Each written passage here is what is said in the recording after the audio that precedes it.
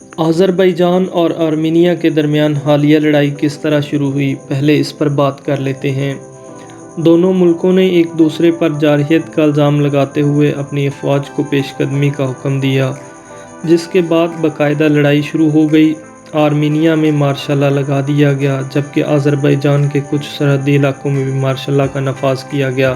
Nagorno کاراباغ میں سرگرم علیحدگی پسندوں نے الزام لگایا کہ آذربائیجان کی جانب سے ان کی بستیوں پر حملہ کیا گیا، جبکہ آرمینیا کے حکام کے مطابق ان فضائی حملوں میں 16 افراد ہلاک ہوئے، جن میں عام شہری بھی شامل تھے۔ ادھر آذربائیجان کا کہنا ہے کہ پہلے آرمینیا کی جانب سے کی گئی اور حملوں میں اس کے 5 شہری ہلاک ہوئے۔ آرمینیا کے وزیر اعظم نے ایک بیان میں کہا کہ یہ خطہ ایک بڑی جنگ کے دہانے پر ہے۔ انہوں نے ترکی پر جارحانہ طرز عمل کا الزام لگاتے ہوئے کہا کہ عالمی برادری عدم استحکام کی سازشیں روکے۔ آذربائیجان کے صدر نے کہا کہ آرمینیا کے فوجی حملوں کے جواب میں بڑے پیمانے پر کارروائی کا حکم دے دیا ہے۔ آذربائیجان اور آرمینیا سوویت یونین کے زمانے میں اس کا حصہ تھے۔ گزشتہ صدی کی آخری دہائی میں سوویت یونین بکھرا تو یہ دونوں پڑوسی آزاد ریاستوں کے طور پر ابھرے۔ سوویت یونین کے زمانے میں ناگورنو کاراباغ آذربائیجان کا حصہ تھا، لیکن آبادی کی اکثریت عیسائی مذہب کی پیروکار ہے۔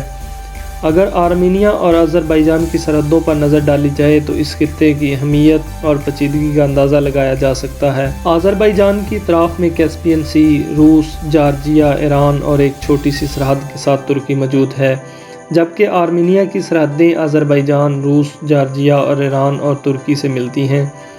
آذربائیجان اور آرمینیا 1922 سے 1994 تک سوویت یونین کا حصہ رہے۔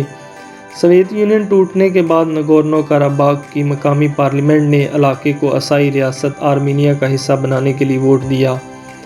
اس کے ساتھ ہی نسلی فسادات شروع ہو گئے۔ ماسکو سے آزادی کے بعد دونوں ملکوں میں اس ٹکڑے کے لیے باقاعدہ جنگ شروع ہو گئی۔ کہا جاتا ہے کہ اس جنگ میں ہزاروں افراد ہلاک اور کم از کم 10 لاکھ افراد بے گھر ہوئے۔ 1994 میں روس کی کوششوں سے جنگ بندی ہوئی، لیکن اس سے قبل زیادہ تر علاقے پر آرمینیا کا تسلط قائم ہو چکا تھا۔ روس کی کوششوں کے نتیجے میں دونوں ممالک کے درمیان ایک معاہدہ ہوا، جس میں طے پایا کہ ناگورنو کاراباغ آذربائیجان کا حصہ ہوگا، لیکن اس کا کنٹرول مقامی آرمینیا نسل کے پاس رہے گا، جنہیں آرمینیا کی حکومت کا تعاون حاصل رہے گا۔ شاید اس لیے آذربائیجان کے سابقہ صدر علیف حیدر نے ایک وقت میں کہا تھا، ہم 2 ریاستوں والی ایک قوم ہیں۔ آذربائیجان تیل کی دولت سے مالا مال ہے اور اس کے دارالحکومت باکو کا شمار دنیا کے ان شہروں میں ہوتا ہے جہاں سب سے زیادہ تیل نکلتا ہے۔ ایک خاص بات یہ بھی ہے کہ یہ تیل زمین کی بجائے پہاڑوں سے کشید کیا جاتا ہے۔ ہمیں باکو دیکھنے کا موقع ملا۔ باکو ایک جدید اور خوبصورت شہر ہے۔ کیسپیئن سی کے کنارے میں واقع اس شہر میں تاجروں کی خوب آمد و رفت رہتی ہے۔ یہ وسط ایشیا کا کمرشل ہب ہے۔ باکو سے تیل لے جانے والی پائپ لائن یورپ کو 2 اطراف سے تیل سپلائی کرتی ہے، اول کیسپیئن سی سے ہوتے ہوئے ترکی کو اور وہاں سے یورپ تک۔ دوسری لائن قفقاز کے علاقے سے گزرتی ہے، جن میں ناگورنو کاراباغ کا حصہ بھی شامل ہے، لیکن وہاں تیل موجود نہیں۔ اسی لیے یہ حالیہ جنگ کسی طور پر تیل کی جنگ نہیں۔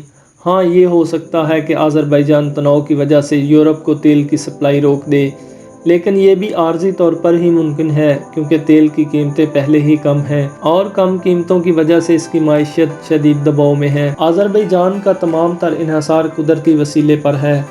آرمینیا کے پاس ایسا کوئی قدرتی وسیلہ نہیں اور یہ اپنی صنعت، سروسز اور زرعی شعبوں پر ہی انحصار کرتا ہے۔ آرمینیا کی تاریخ یورپی ممالک سے بھی پرانی ہے۔ اس کا قدیم ترین مسیحی تہذیبوں میں شمار ہوتا ہے۔ آذربائیجان اور آرمینیا کا جنوب مشرقی یورپ سے بھی تعلق ہے، جو کہ دفاعی اور سیاسی لحاظ سے انتہائی اہمیت کا حامل خطہ ہے۔ یوکرائن کا حالیہ بحران اب تک ذہنوں میں موجود ہے، جو اسی خطے میں واقع ہے۔ جس خطے میں یہ دونوں ملک واقع ہیں اسے قفقاز بھی کہا جاتا ہے۔ یہ دفاعی لحاظ سے بے حد اہم ہے۔ اس علاقے میں نیٹو اور روس کی کشمکش جاری ہے۔ کبھی جارجیا کی جنگ ہوتی ہے تو کبھی یوکرائن کا مسئلہ کھڑا ہو جاتا ہے اور کبھی ناگورنو کاراباغ کا تنازع سر اٹھا لیتا ہے۔ ناگورنو کاراباغ کا تنازع کئی مرتبہ فوجی تصادم کا باعث بنا اور اس پر مذاکرات کا سلسلہ بھی جاری رہا، جس میں یورپی ممالک اور روس شامل تھے، تاہم بات چیت نتیجہ خیز ثابت نہ ہو سکی۔ ترکی کے آذربائیجان سے انتہائی قریبی تعلقات ہیں۔ یاد رہے یہ ان وسط ایشیائی ریاستوں میں سے ہے جو روسی قبضے سے پہلے ترک خلافت کا حصہ تھیں۔ और इनमें तुर्क नस्ल के लोगों की एक बड़ी तादाद आबाद है।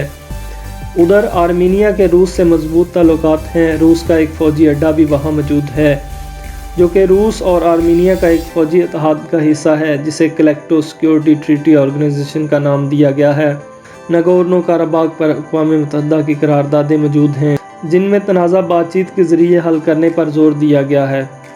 नगोर्नो कराबाग इंतहाई हसास और फ़ौजी अहमियत का हामिल इलाका है। इस खित्ते में सियासी और सफारती तवाज़ुन मुख्तलिफ मुआहदों की वजह से कायम है, जो अगर ज़रा सा भी बिगड़ जाए तो इस किस्म के हालात पैदा हो जाते हैं, जैसे इन दिनों में देखने में आ रहे हैं।